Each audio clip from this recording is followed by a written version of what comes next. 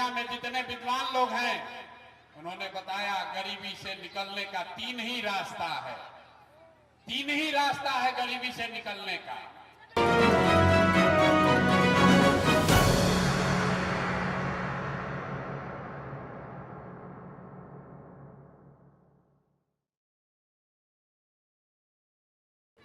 देखिए दुनिया में जितने विद्वान लोग हैं उन्होंने बताया गरीबी से निकलने का तीन ही रास्ता है, तीन ही रास्ता है गरीबी से निकलने का। पहला रास्ता है पढ़ाई। अगर आपका बाल बच्चा बढ़िया पढ़ लिख जाए, पढ़ लिख के नौकरी पा जाए तो आप गरीबी से निकल सकते हैं। दूसरा रास्ता है जमीन। अगर आप पढ़े लिखे नहीं हैं, आपके पास बढ़िया जमीन हो, खेती हो, तो खेती किसानी करके भी आप अपना जीवन सुधार सकते हैं। और तीसरा रास्ता है पैसा, पूंजी।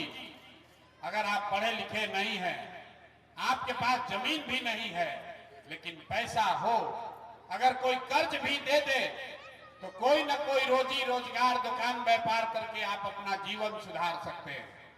आप बिहार में अपने गांव पंचायत में, जिला में देखिए, यहां रहने वाले ज्यादातर लोगों के पास ये तीनों में तीनों चीज नहीं है। जो गरीब है उसके बच्चे के पास पढ़ने का उपाय नहीं है। आपका गरीब का बच्चा जाता है सरकारी विद्यालय में, खिचड़ी खाया, घरे चला आया। आप में से कुछ लोग पैसे वाले हैं, अपने बच्चा को प्राइवेट स्कूल में भेज रहे हैं। आपके बच्चे को भी नौकरी मिलने वाली नहीं है, क्योंकि आप स्कूल आप भले प्राइवेट में पढ़ा दीजिए, कॉलेज तो उसको सरकारी में ही जाना पड़ेगा। तो जो यहाँ पर सब व्यवस्था है, इसमें स्कूल से खिचड़ी बंट रहा है और कॉलेज से डिग्री बंट रही है, पढ़ाई दोनों में कहीं नहीं हो रहा। तो जब आपका बच्चा पढ़ेगा ही नहीं तो मजदूर नहीं बनेगा तो कलेक्टर बनेगा। लेकिन यहाँ के आदमी को कोई चिंता ही नहीं है। ज्यादातर बच्चों के पास यहाँ पढ़ने की सुविधा नहीं है। ये नेता लोग बड़ा बड़ा दावा करता है। एक आंकड़ा याद रखिए, बिहार में 100 में 13 बच्चे ही 12वीं पास करते हैं। 100 में 13 बच्चा को 12वीं पास करने का अवसर है। 87 आदमी 12वीं पासे नहीं कर रहा है, वो नौकरी क्या करेगा? 78 साल हो गया और ऐसा नहीं है कि पढ़ाई पर सरकार खर्चा नहीं कर रही है।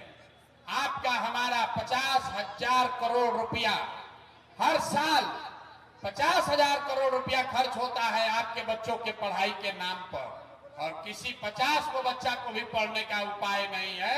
नीचे से लेकर ऊपर तक लूट मचा हुआ। तो यहाँ जितने लोग आप बैठे हैं, ज्यादातर लोगों के बच्चों के पास अपने बच्चों के पढ़ाने की व्यवस्था नहीं है।